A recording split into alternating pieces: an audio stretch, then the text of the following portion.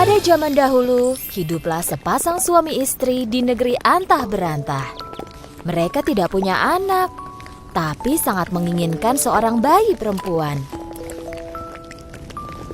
Setelah beberapa waktu, sang istri pun mengandung.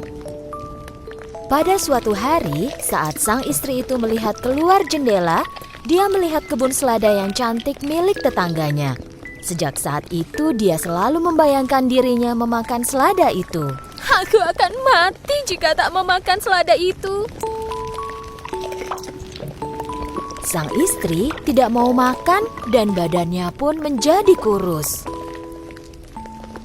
Hingga suatu hari, suaminya menjadi sangat khawatir. Sang suami berjanji akan membawakan seikat selada untuk istrinya. Jangan khawatir sayang, aku akan pergi dan membawakanmu selada. Tapi kau tahu, itu sangat berbahaya. Rumah tetangganya itu adalah milik seorang penyihir.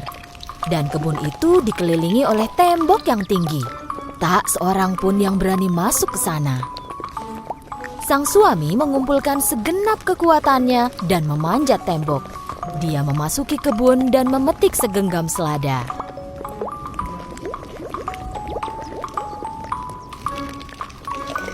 Istrinya memakan selada itu dengan sangat senang dan merasa agak lebih sehat. Tapi sayangnya, segenggam selada tidak cukup untuknya. Besoknya, sang suami pun pergi lagi ke kebun itu. Tapi kali ini, penyihir sudah menunggunya. Beraninya kau masuk ke kebunku dan mencuri seladaku.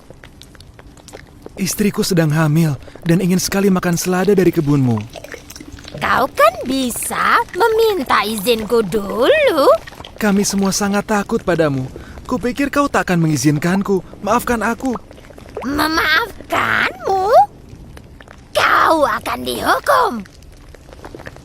Jika istriku tak bisa makan selada, dia akan sakit dan tak akan bisa melahirkan. Tolonglah.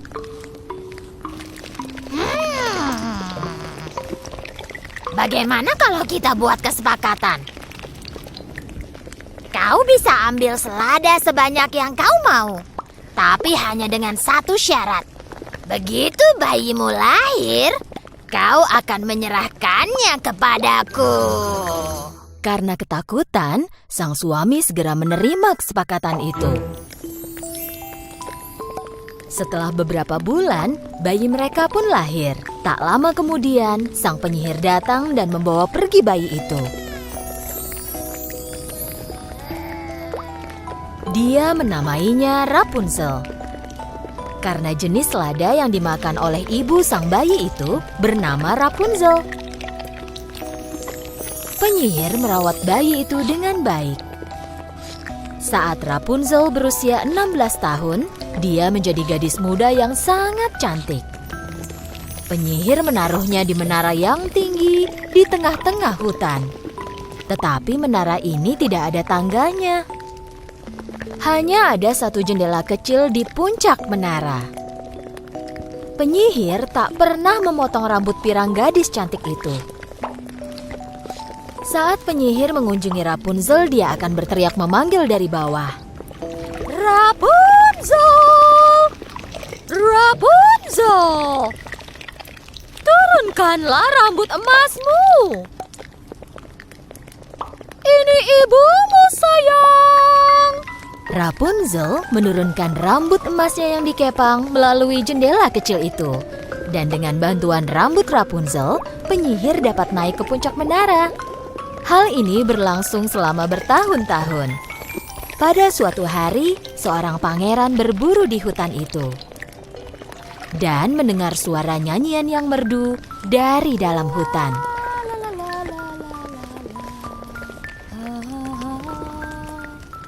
Suara yang sangat merdu.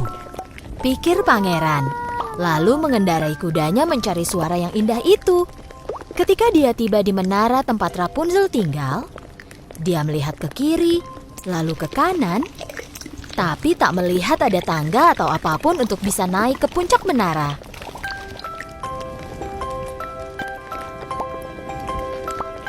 Karena terpesona oleh keindahan suara itu, Pangeran datang ke menara itu setiap hari, tapi tak bisa memecahkan bagaimana caranya bisa naik. Pada suatu malam, sekali lagi pangeran mendekati menara itu. Dia melihat sang penyihir menunggu di bawah menara. Rapunzel! Rapunzel! Turunkanlah rambut emasmu. Ini ibumu, sayang. Rapunzel menurunkan rambut emasnya yang dikepang melalui jendela kecil itu. Dan dengan bantuan rambut Rapunzel, penyihir dapat naik ke puncak menara. Keesokan harinya, tepat setelah matahari terbenam, pangeran pergi ke menara. Dengan mengubah suaranya, Rapunzel! Rapunzel! Turunkanlah rambut emasmu. Ini ibumu, sayang. karena pertama kali dalam hidupnya melihat orang selain ibunya, Rapunzel sedikit takut. Kau bukan ibuku, kenapa kau datang kemari? Kau tak perlu takut. Aku mendengar nyanyianmu dan jatuh cinta dengan suaramu. Aku hanya ingin melihat siapa pemilik suara itu. Rapunzel menyukai ucapan sang pangeran dan rasa takutnya pun hilang. Untuk sesaat, semuanya berjalan lancar dan penyihir tidak menyadari apapun. Akhirnya pada suatu hari, pangeran melamar Rapunzel. Apa kau mau menikah denganku? Rapunzel menerima lamaran pangeran tampan itu dengan sangat senang.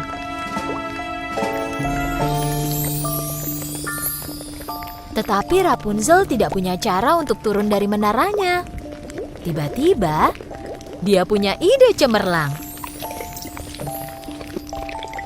Pangeran mulai membawakan sepotong kain setiap kali dia datang ke menara. Rapunzel mengikatkan potongan kain itu sehingga menjadi tali. Tapi pada suatu hari, Rapunzel membuat kesalahan besar dan tak sengaja mengucapkan, "Ibu, pangeran memanjat rambutku lebih cepat daripada ibu." "Pangeran mana? Pangeran mana?" Saat itulah penyihir menyadari bahwa ada yang mencurigakan dan mulai membentak Rapunzel. "Kenapa kau tega mengkhianatiku? Aku hanya berusaha melindungimu dari kejahatan dunia ini." Karena tak bisa menahan murkanya, penyihir tiba-tiba memotong rambut emas Rapunzel yang indah.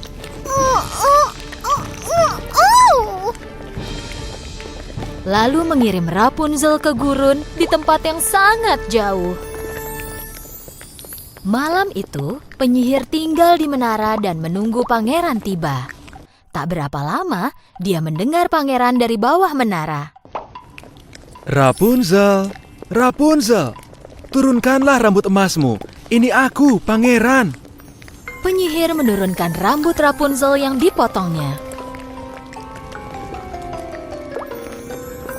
Tanpa tahu apa yang menunggunya, pangeran mulai memanjat. Saat tiba di puncak, dia melihat penyihir dan bukannya Rapunzel. Pangeran menduga telah terjadi sesuatu yang buruk.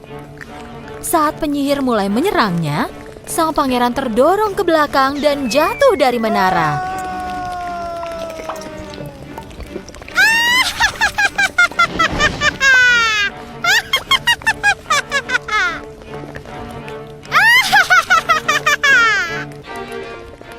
Berkat semak-semak yang ada di bawah menara, pangeran tetap hidup. Tapi karena duri menusuk matanya, dia tak bisa melihat lagi. Pangeran yang buta itu terus berjalan mengitari hutan, mencari Rapunzel sambil menangis.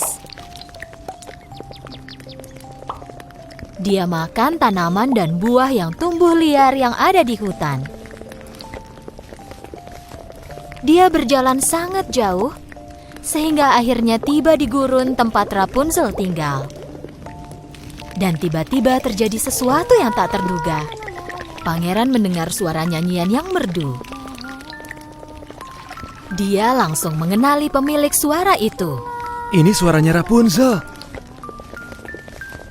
Dia mulai berjalan ke arah suara indah itu. Dia berjalan sambil berteriak, Rapunzel! Rapunzel! Rapunzel! Rapunzel juga mengenali suara pangeran. Pangeranku! Rapunzel berlari ke arah pangeran. Pangeranku! Akhirnya mereka pun bertemu. Setelah melihat pangeran, Rapunzel memeluk pangerannya dan menangis bahagia. Air mata Rapunzel membasahi mata pangeran. Dan tiba-tiba terjadi mukjizat. Dan mata pangeran terbuka. Dia bisa melihat lagi. Melihat hal ini, Rapunzel senang sekali.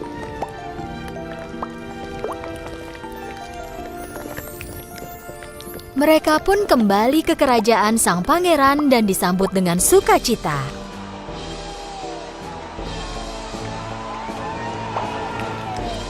Dan mereka hidup bahagia selamanya.